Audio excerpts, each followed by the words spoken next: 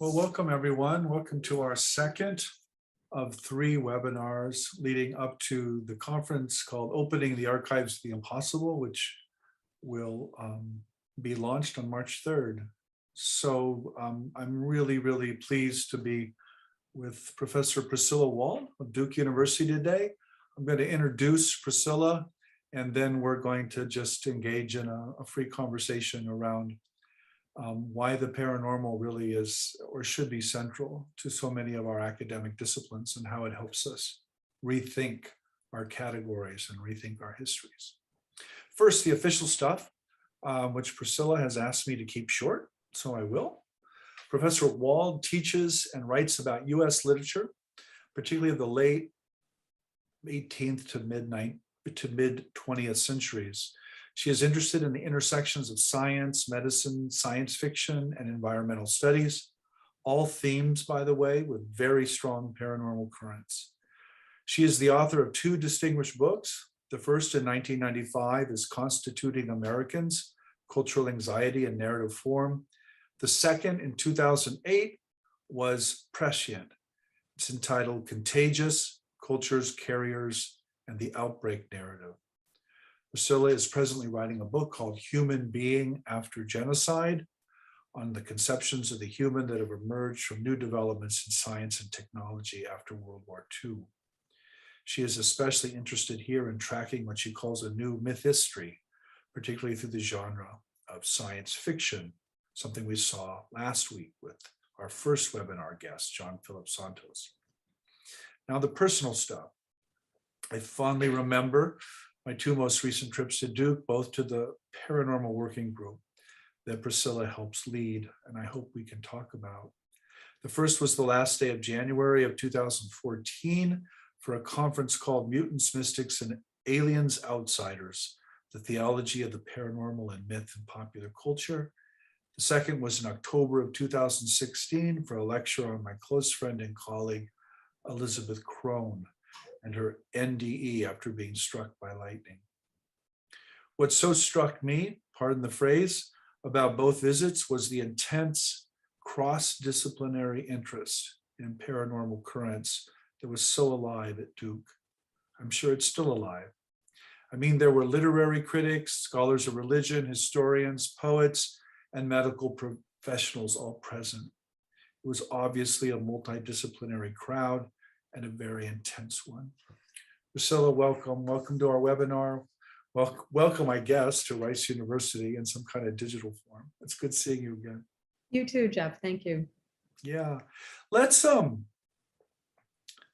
with the Paranormal Working Group, and maybe you can tell us a bit about it and its history and what you've been up to and why you think the paranormal might be essentially the future of knowledge in the academy. Yeah, or certainly a future. I think, so the group started, there is a cluster of people interested who are in the English department. And we really see the paranormal as something that has inspired artists, writers, painters, sculptors for centuries. And we really wanted to understand that. And we put out just feelers, and there just were a lot of people at the university that were really interested in it. And I also have a particular interest, obviously you mentioned, in science. And fundamentally for me, how could a question be more interesting to a researcher, an educator, whatever, than what we don't understand?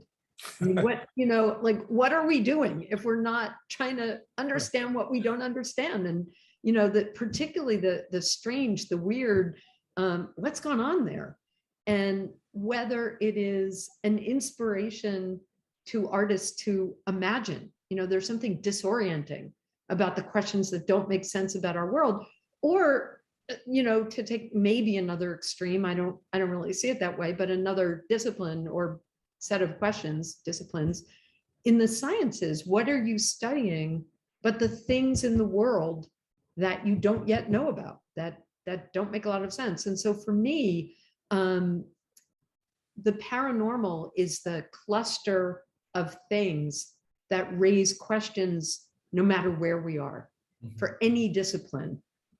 The things that get us past, get us past the discipline, you could say, because Yeah. what is a discipline but a collection of a border, a boundary, right? So what's going to push at that, but what we can't explain? Yeah, Yeah.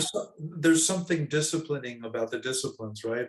Totally. They essentially, beat us up and force us to think in a certain way. And these paranormal phenomena are always sort of appearing in the interstices or the in between that don't fit in anywhere. I remember go ahead. Sorry. No, I was just going to say, we were talking before the show, as it were, and I was saying, look, your message is essentially a banner for this conference. I mean, this is what we're trying to do with the conference, is argue that there is not only a place for the paranormal in the academy, it should actually be at the core of our questioning and of our category formation. We should be really thinking about this across the board. Well, and that, I agree. When we define the paranormal as the things we can't yet explain. Yeah. So, if someone says to me, well, why are you going to put little, blue men from Mars at the center of our inquiry? It's like, that's not what I'm talking about, right? I'm talking about the things that happen that are weird, that don't fit any of our categories, and that therefore we kind of have a tendency to push aside to Bruce Lincoln, who was a participant in that first panel, in fact, who gave the title to that first panel, which was originally supposed to be a panel on myth. And every single invited person was in fact writing on the paranormal, which is what Bruce noticed. Bruce is an amazing, fabulous scholar of theology and religion at the University of Chicago. And he was talking about that he was the one who noticed that everybody was talking about the paranormal, and he gave the title to that panel. So we shifted focus because of Bruce. And one of the things Bruce he said to me once in an email, which I just thought was so profound, was that we don't make the things that we're not supposed to look into. We don't really make that taboo. We make it in a scary way. We make it silly.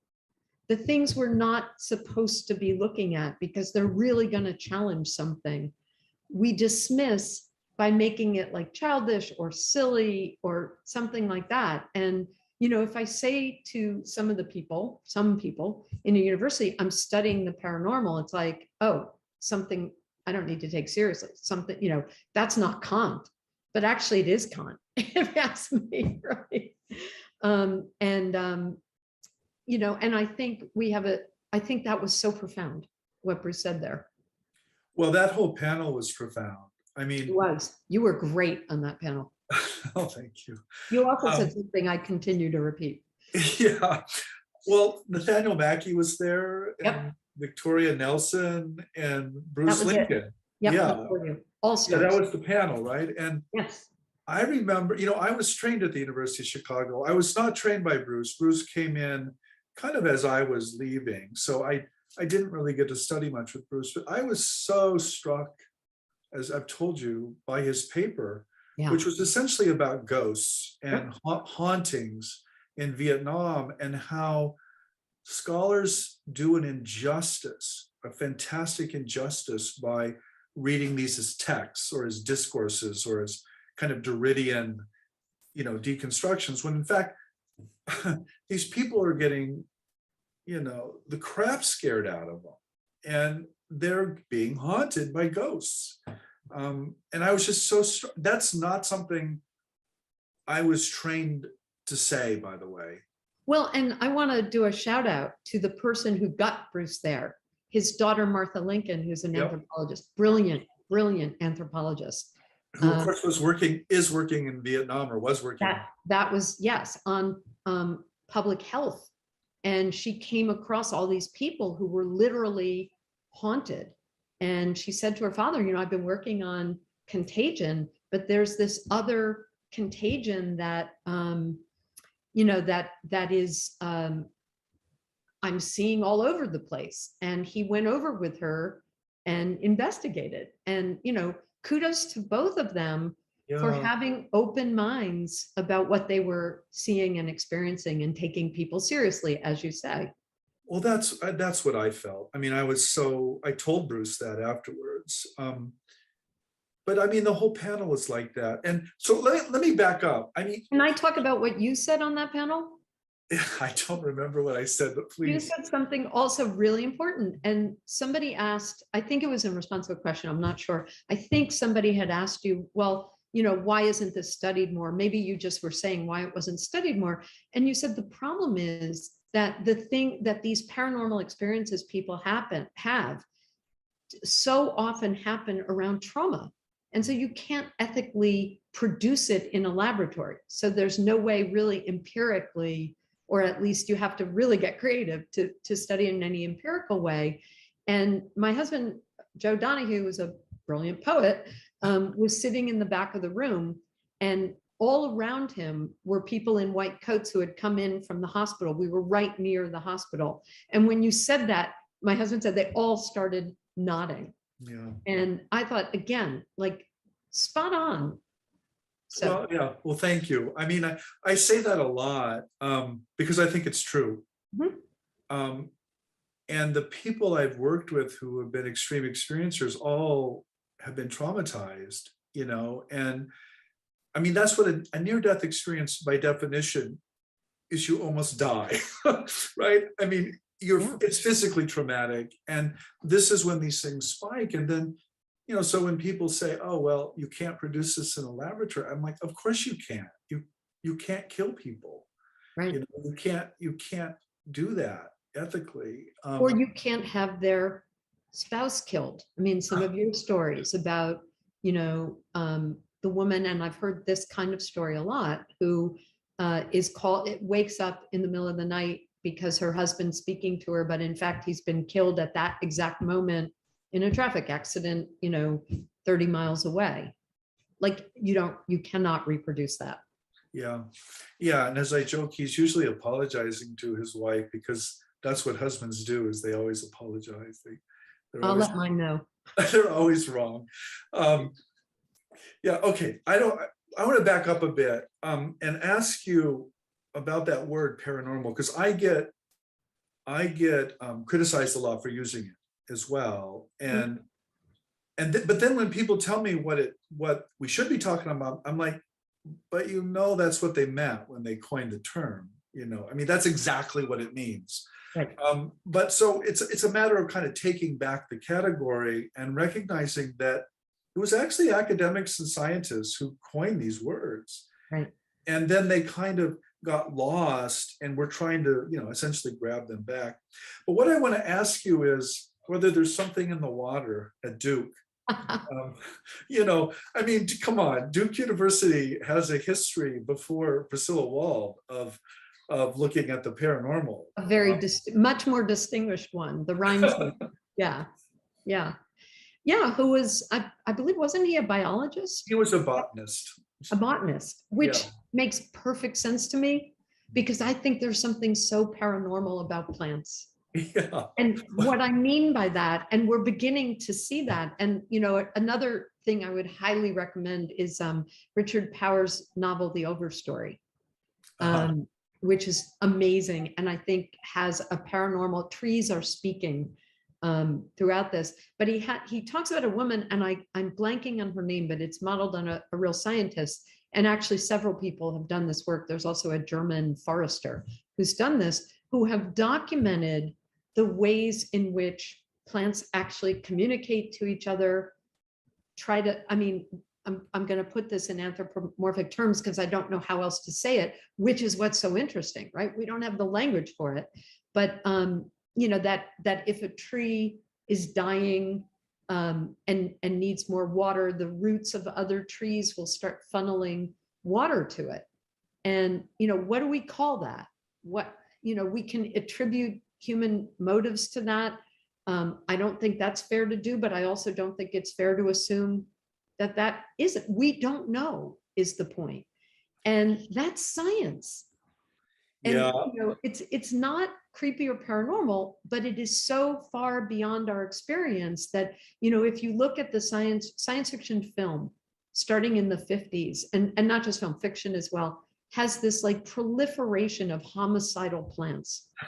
And I actually have a piece about that, and I talk about it as this anxiety about the human, and what it really is the human because this is the same period in which Darwin is getting, brought to the fore again through the evolutionary synthesis. And there's this whole sense of like, we're not the telos.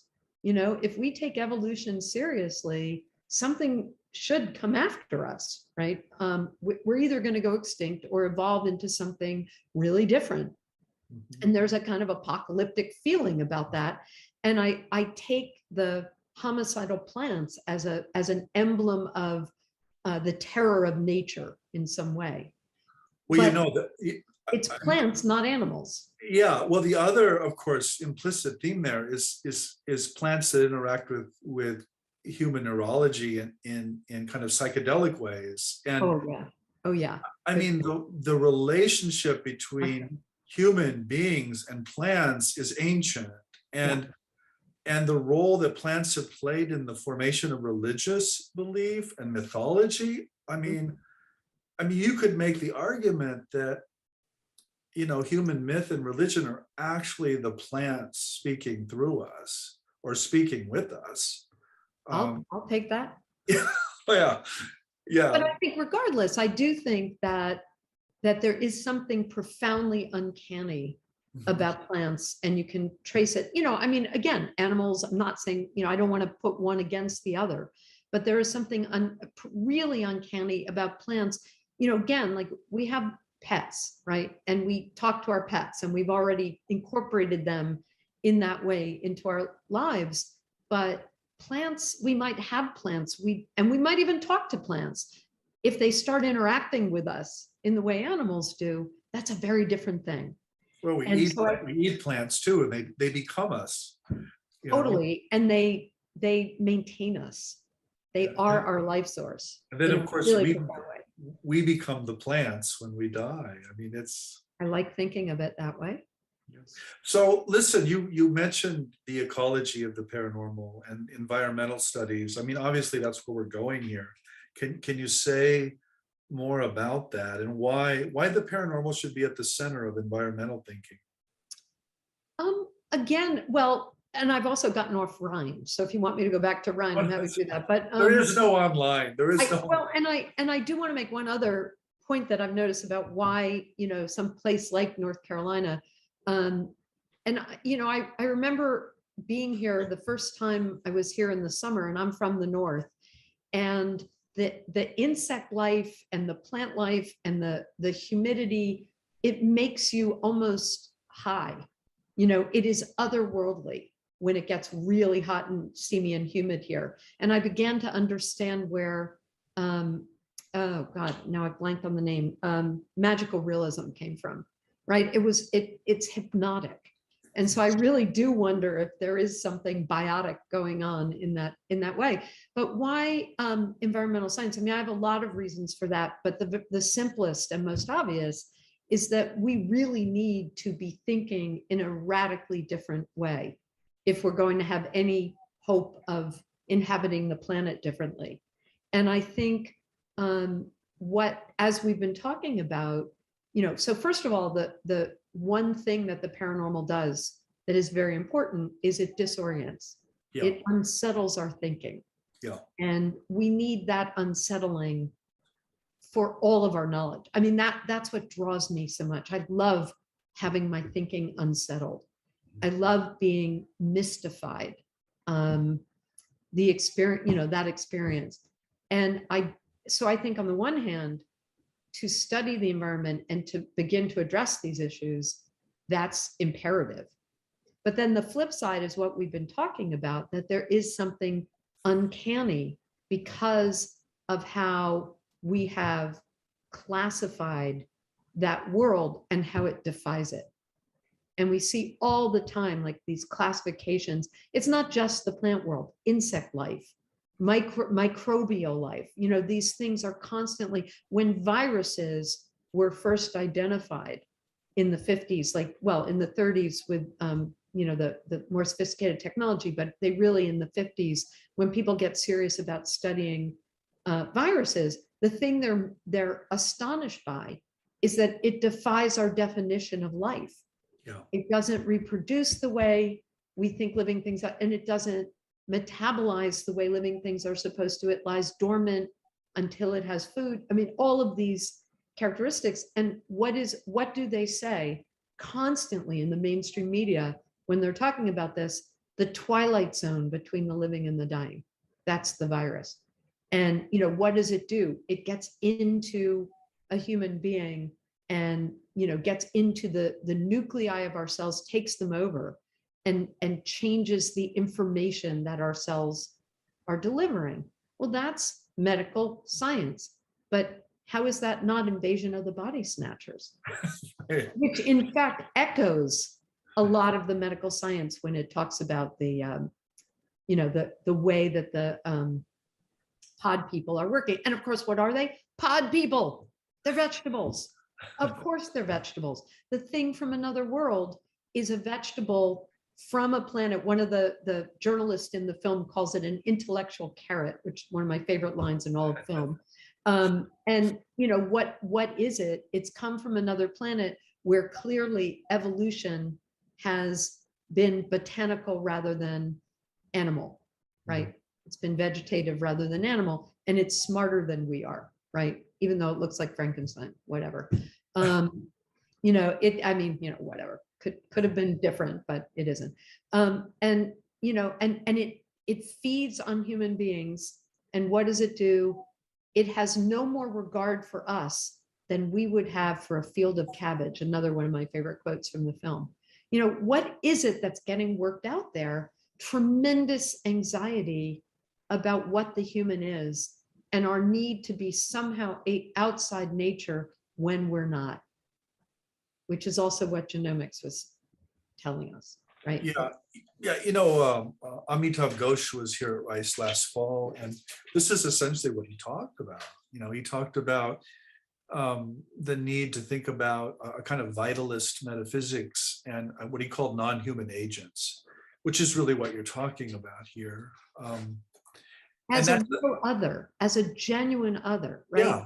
We don't know. So again, the temptation is to anthropomorphize and attribute our feelings on the one hand, and on the other to say it's utterly other than the human. But the truth is we haven't figured out that communication yet, and we have no idea, right? People talking to dolphins are discovering, we thought we were the only creatures that had the ability for abstract thinking. Well, and being able to name absent things or talk about time, past, and future. People starting to communicate with dolphins fully believe and have lots of scientific evidence that the dolphins are capable of abstract thinking. Well, why wouldn't they be?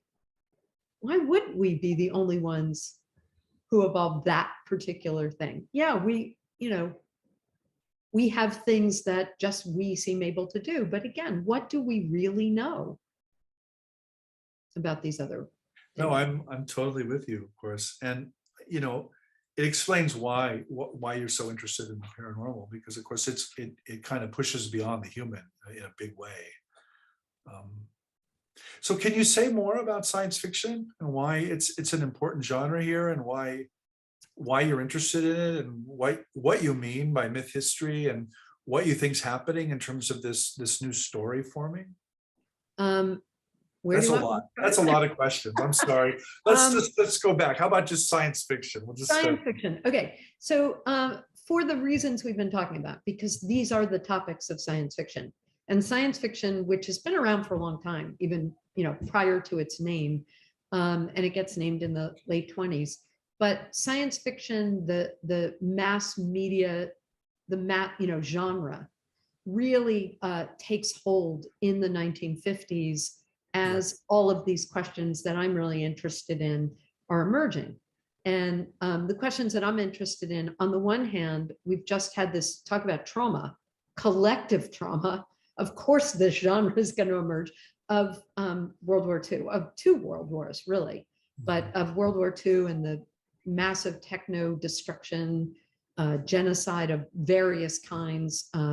Raphael Lemkin calling attention to how genocide has been endemic to colonialism, is rooted in colonialism. So it's been around for a long time. And, beginning to be aware of that and saying, so what are we as a species? And are we about to destroy ourselves?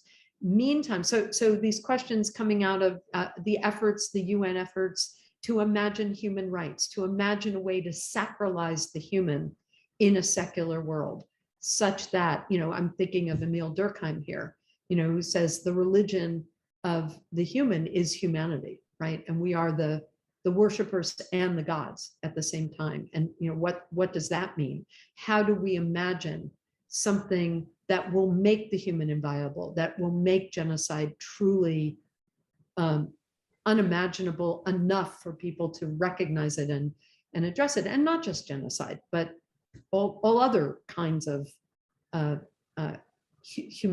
massive crimes. And so that's happening at the same time that the science, the evolutionary synthesis, is emerging and telling us that we're part of nature. That whole thing of humans being outside or above or whatever. No, we're thick in it, and we will go extinct or evolve, which I suppose a lot of people think is another form of extinction. And so these two things together really produce what I am taking from historians, William McNeill, most notably. Joseph Malley is another, but William McNeill is really the guy whose work I'm interested in, who's a historian and says all history has mythic elements, by which he means history is where a community's values and beliefs reside and are experienced as truths and become, again, kind of sacred. And at moments of crisis, they surface and the story begins to change and then settles in again. Well, I'm taking very seriously that word myth, not meaning untruth and not just meaning ideology, but Right. also the anthropological understanding of myth, meaning the sacred stories that we live by, the things that allow us not only to communicate and not only to have a kind of collective ideology, but also that make us feel more transcendent. And we need that. We absolutely need that. But it also has a danger. And the danger is palpable in, pre-Nazi Germany. That's what Hitler did, right? And Raphael Lemkin, guy who coins genocide, Polish Jew who fled the Nazis, is looking at Hitler and saying, that's what he did. We need to do it, but with a story that is positive, not positive, that is, I don't even have the word, that is not going to lead to genocide, but lead in the other direction. Yeah. The word I would use is inclusive, socially just, etc. Yeah, it reminds me a bit. I mean, of course, this is the definition of myth I was trained in the history of religion school at the university. That's exactly what we meant. We meant a story so basic that people don't even know they're living inside it. Right. I mean, they don't even think it's a story. They think it's the way the world really is, and Exactly. no, it's mythic. You're in a myth. You're in a story, and you don't know it. So I'll bring that back now to the paranormal, why I study the paranormal and science fiction. First of all, science fiction is either futuristic, usually futuristic, or alternative history. And either way, it's about history, right? If it's futuristic, we the reader are reminded that we are making history. And I think if it's alternative history, same thing. So it's this making us aware of the agency of how we produce the world and the stories about it. And the reason I think the paranormal is so interesting there is one of the things Molly says is there's always an us them. And us them is exactly what Hitler did to an nth degree. And all nations, groups, any group does it to some extent. So for me, and I'm following Octavia Butler here, I'm following Sylvia Wynter here. Those are my go-tos, Aimé Césaire. For me, what is so important is making is becoming aware of those stories that we're living and the world we're creating, and consciously trying to make them more inclusive, ever more just. It's a utopian ideal, but why not go for it? And what does the paranormal do? It's the thing where the story isn't working. It's the thing where you get to that impasse, and you're like, okay, I'm now seeing through the fabric, right? Now I'm puncturing that thing, and I'm seeing how I'm seeing more of what we're not seeing. And that is my goal as an educator, is to see what we're not seeing. So, you're singing my tune, Priscilla. I know. That's why we're friends. Yeah, one of the things that struck me so much about extreme experiencers is they'll often say, it was as if I were in a movie, or it was as if I were in a novel. And my reply is, well, you are. All the time. All the time. And so the paranormal for me is precisely that waking up to the recognition that you are in a story. And that story does not serve a lot of people. It actually hurts a lot of people. Well, I don't care what your story is.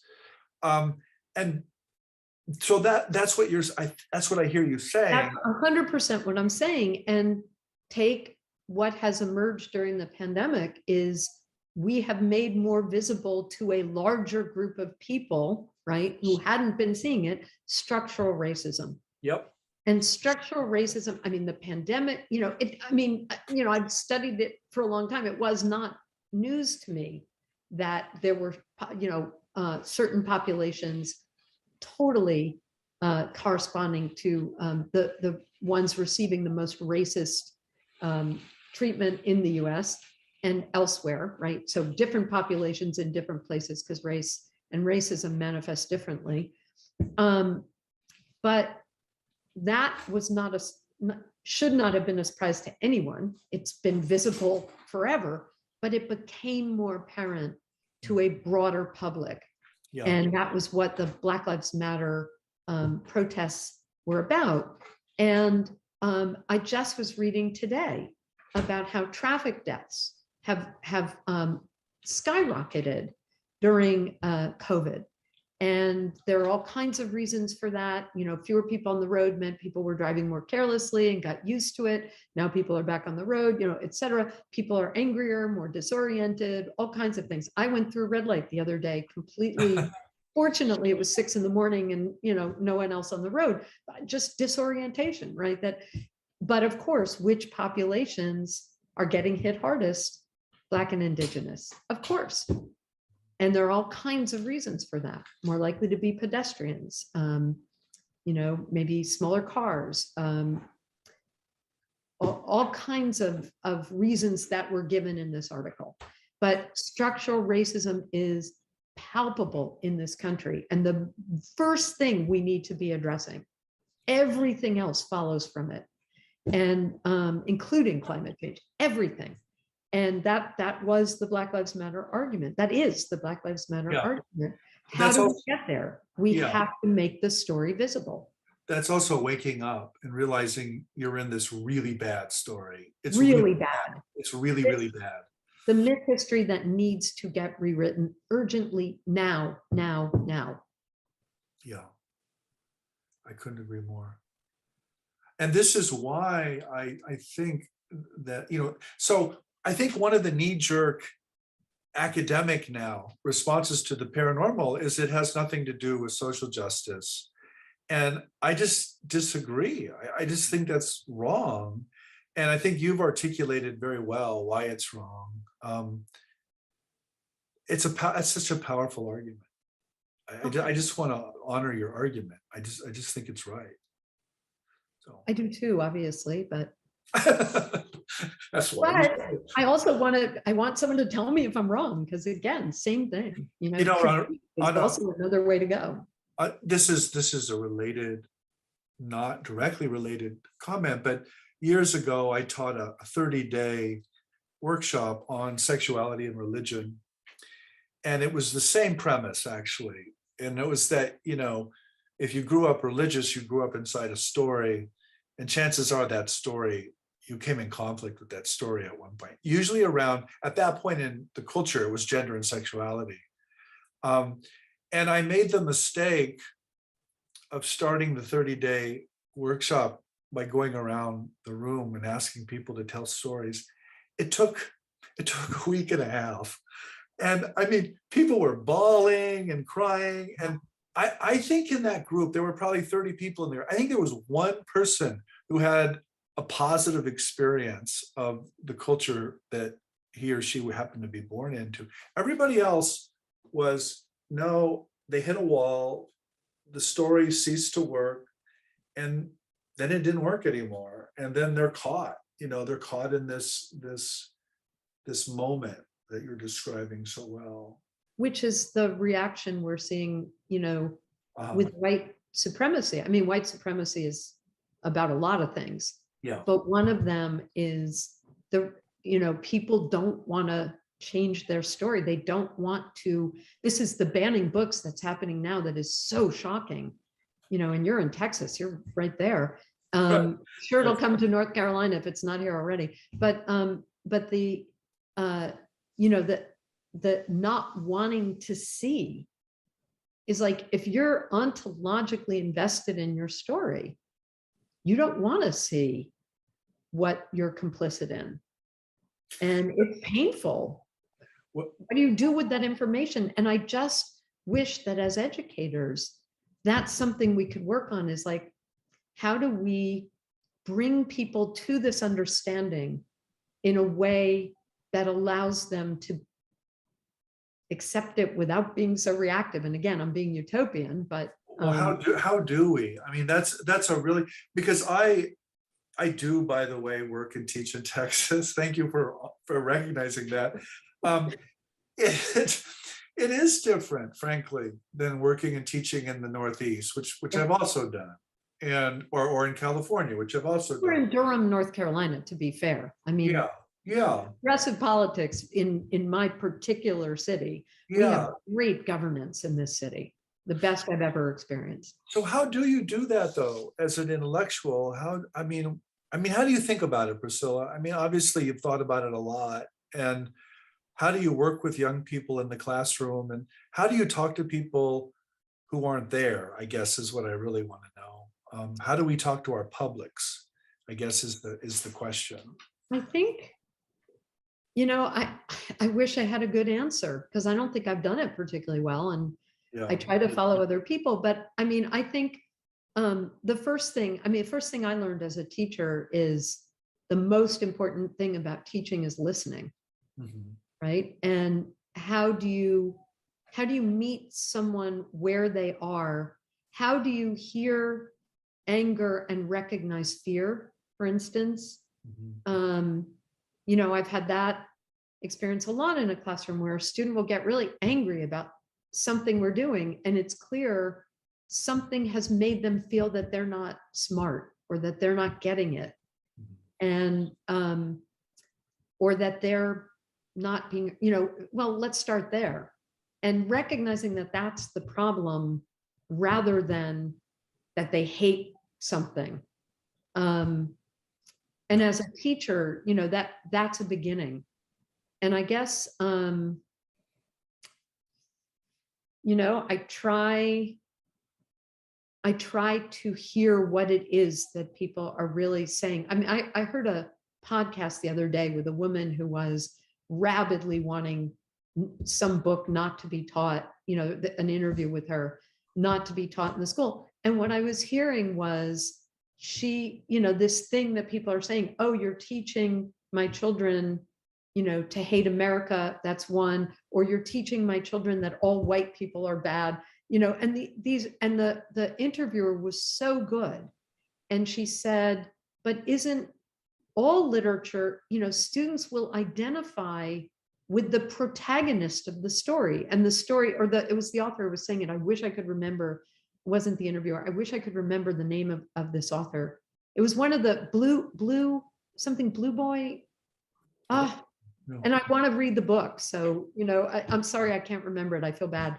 But the author of it was, and it was based on his experience being one of the few Black students in a New York school. I think the school was Fieldston. I'm not sure. I don't want to. And he was saying, how do you not? There it is. Thank you. Oh, I can't see it. All right. All boys are blue. Is that it? All boys are blue? All boys aren't blue. Aren't blue. Okay. Thank you. Whatever. All right. So that's first thing, is learn what you're actually, talking about. But the author was so smart about saying people identify, or not, whoever said it, people identify with the protagonist. You get in the head of the protagonist. That's one of the beauties of literature. Mm-hmm. And that is, to me, the first moment where often people begin to relativize that story they were raised in, to begin to realize that, people really do see the world in radically different ways from how I see it. You read literature and you see through the eyes of a protagonist. Well, that's, when you study comparative religion, that's lesson number one, that people live in a different story. And that's what we call myth. And not only do they live in this story, they reenact it over and over again. That's what we call ritual. And by reenacting that story over and over, sometimes every day, you strengthen the story. And you do. And then, as you said earlier, that story is reality, mm-hmm. right? And so what either the interviewer, the interviewer and the author, what their conversation was about was, the kids are going to identify with the protagonist. They're not going to feel that they're, somehow being made evil or whatever. And the protagonist, and the story doesn't do that. I mean, that's the other thing about this particular story. But the point is, what this woman did not understand, she didn't understand something profound about literature and what happens in a classroom. And she didn't understand that recognizing that you have been living in this bad story does not make you a heinous person. Oh. Your children are not being asked to feel guilty. They're being asked to recognize that they are living in and perpetuating this story, and that they need to help change the story in a very positive, productive way, and make everyone's lives better in the process. Well, and if you can help, maybe get her at what she's afraid of. Yeah. Can you bring one or two people along? You're not going to get everybody, but it's a start. Right? I can also assure you, being a censored author, that people who want to censor or ban books don't read them. I mean, they think they know what's in them or what they're about, but they never actually read them. Toni Morrison, of all things, really?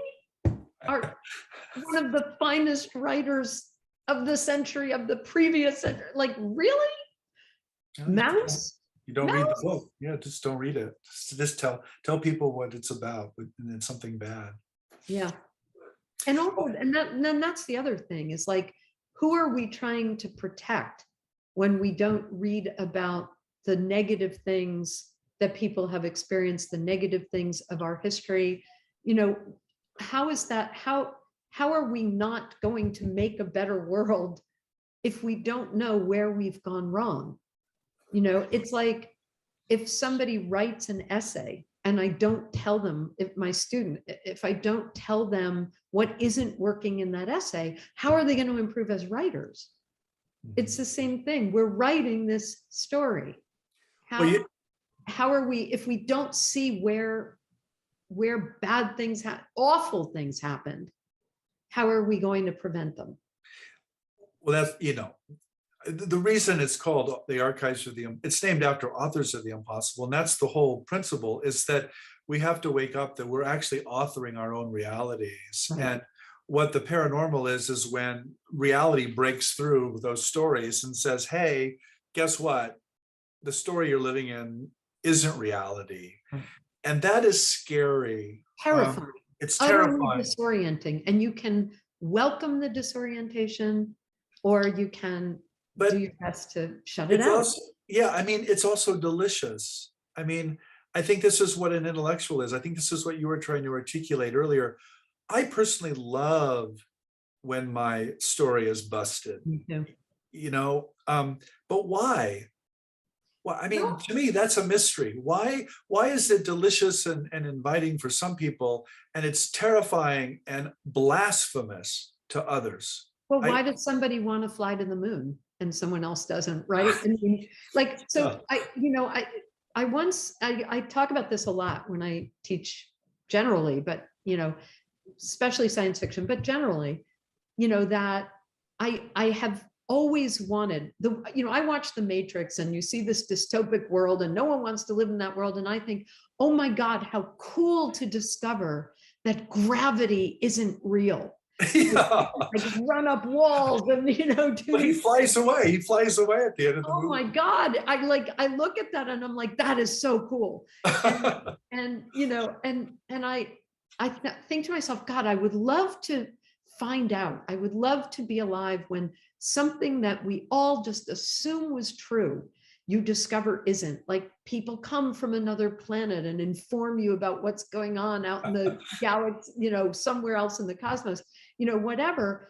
And then I realized, wait a minute, that's what I do every single day when I'm working. Yeah. I mean, on a very small scale, right? It's not like gravity, but I'm always discovering that something I believed is different from what I thought. And But it's exhilarating. and the weird thing, Priscilla, and this is where it gets uncanny, is when you realize that's what you're doing, more of that stuff happens. Yeah. I mean, it has a kind of conjuring or I'll just tell you a funny story, and then we have to go to Q&A because we only have 13 minutes left. Oh But my God. I gotta tell you my Matrix story. Have I told you my Matrix story? Oh. Okay, this is a real Matrix story. So I was actually at a conference. It was in Big Sur. It was at Esalen, and Jacques Vallée was talking, the ufologist and the computer scientist, and he was talking about the Matrix. Red pill this, blue pill this, everything's digital, everything's a computer simulation. He went on and on for like an hour and a half about the Matrix. So we break for lunch and we walk up to the lodge, and I swear to God, there is Lawrence Fishburne. And people just were freaking out. They were just like freaking out. But it was like, oh, that is so good. They conjured him, right? Yeah, we conjured Lawrence Fish. We conjured Morpheus. And it really happened. I'm not And joking. the guy giving that talk didn't know he was there. No, of course not. None of us knew. I love it. Yeah. Okay, let's open it up for Q&A, but maybe somebody doesn't. Maybe somebody has a question. I mean, if not, I can also answer your why some people are so exhilarated by it. Yeah, no, go ahead. Answer that. That'd be great. I mean, to me, I think it has to do maybe with how attached you are to your identity. And I've never been that attached to any particular aspect of mine that I'm sure I am in ways I'm not aware, but I've not been someone who's wanted to do an ancestry search or, I'm much more interested in what's ahead. Yeah. And I find it tremendously creative to be confronted with the weird, the marvelous, not the traumatic. I'm not looking for trauma. I don't want that part of that experience, but I mean, and I guess that there are people for whom that is unsettling. I mean, maybe I don't have really strong boundaries in good or bad ways. Every good thing is also a bad thing, right? And so for me, the excitement of discovery is far more interesting than whatever security is. Maybe I've just never really had a lot of security. I don't know. Yeah, or maybe, what do you think? Maybe you've transcended your ego and you're an enlightened being or something. I don't think it's a necessarily good thing. Okay, let me channel. There's two questions here. Go ahead. And let me channel them both because I think they hit different points. The first one is really gets at this question about why people are scared. I mean, it's really a question about, but what about scary paranormal phenomena? I mean, what about demonic possession. What he asked about Skinwalker Ranch. This is Jefferson Lee. I mean, it's a haunted ranch in Utah, and really scary stuff happens. I mean, it's not all peace and light and love. So that's the first question. And then Michael Bryant asked the question, which, by the way, my mentor, Wendy Doniger, wrote a whole book about. He says, if we're in a story, who is the author? I'm really intrigued. Easier for me than the other. Yeah, he says, are we the authors, as humanists like to think, or is something else writing us, determining our actions? Interesting. There's a wonderful Asimov story. Comes there a man, breeds there a man, breeds there a man. All about that like we're little microbes in somebody's experiment. I mean, to me, we are writing that story, which is probably also my answer to the first question for me, myself. I haven't had that kind of experience, and I'm not sure that I believe it. That's not what I think of as the paranormal. I could have an experience, do I want that kind of experience to probably not. Although if I survived it, it would be kind of fascinating. Well, I mean, if I can answer the first question, Jefferson, I mean, people do have profoundly negative paranormal experiences, but what I'm always reminded of is it's people having negative paranormal experiences. In other words, my gut feeling is yours, Priscilla, that ultimately this is all human. I mean, the uncanny and the haunted and the ghost, and it's an aspect not of us, not of Jeff and Priscilla, but of something deeper that is being experienced. And I think that's the kind of superhumanist answer. It's not humanism in the old materialist sense, but it's a kind of new humanism that understands the humanism in a much broader, much more cosmic sense. I think it's Durkheim. That the transcendence is humanity collectively. He has a brilliant essay, individualism and the intellectuals, I think is what it's called. Anyway, those are the keywords. And it's a brilliant essay about humanity as the source of these experiences, humanity to core. And we are writing our reality collectively. And so just again, to channel some more, we're getting lots of nice questions. This one's from Christine Skolnick. She basically, she thinks of paranormal events as consciousness being broken, like a hammer. And she asked the question, what is the purpose behind these breakthroughs? Like, okay, if these are realizations for the story, where are they going? What's the telos, if there is one? A telos to these stories? I know. What is the purpose behind breaking through one story and having a paranormal experience? Well, for me, again, it's that question of being able to see the story. How do you see the story you're writing? Because by definition, we don't see the story we're writing.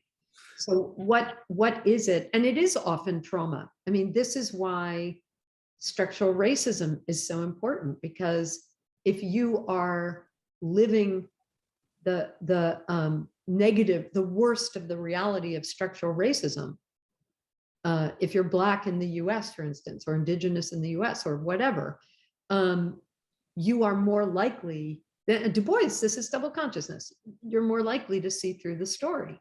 Okay, that's the answer. Yeah, that's the answer actually to some of these other questions. I mean, you don't believe the story for one thing, that the kind of cultural story, and because you see right through it, because if you're not privileged within the story, you're more likely to recognize it. And I am one of the privileged. And so the paranormal in some contexts, in other contexts not, but in most contexts in the US. And if I mean, this helps me see what I'm not seeing. And that is fundamental to social justice. You've got to be able to see what you're not seeing. And you've got to be able to take ownership of it and consequences of that vision. And I guess that's a better answer to why I personally am so drawn to this, is that I desperately want to see through this story. I don't like this story. I like things about this story. You can't throw out the whole thing, right? It's Well, you got to tell another story. I mean, I think you that's got to tell another story. And this is, again, Sylvia Wynter, Octavia Butler. You know, everyone should read the Xenogenesis trilogy, because Octavia, I mean, that is the most theoretically brilliant. Butler and Wynter together. maybe Tim can put that in the chat. What's the essay or the Octavia Butler, the trilogy, the Xenogenesis trilogy, Dawn, Adulthood Rights, and Imago. Okay. And also just Sylvia Wynter's work generally. And I think they're very much Sylvia Wynter as a critic, a cultural critic, Octavia Butler as a science fiction writer, speculative fiction writer. I think the two of them are getting at really the same things. Okay. The myths that govern us, the myth histories, and how we can't throw them out. We tell a new story. We rewrite that story. We get at what's wrong with the story, and we just keep retelling it. There is no telos. We keep retelling it and trying to make it better. Well, it's wanting to live in another story. And of course, that story will fail us as well. So we're going to tell another one, right? Yes. It's an endless process. That's ultimately how I read the Xenogenesis trilogy. Yeah, it's a never-ending story. Constant rewriting. Listen, Priscilla, that is a fantastic place to stop. That we never end. We just tell more stories. We tell better stories, and we abandon or move beyond the stories we're born into or caught in, which is how I hear you. So let's end there. Let's thank you. Let's thank our many listeners, and let's look forward to March, so we can do this thing. Tell a different story. Yeah. Thank you, Priscilla. And thank you, Joe. Everyone. Thank you, Joe, somewhere behind the screen. Thanks everyone for the questions and participating. Okay, take care. Bye-bye. Bye.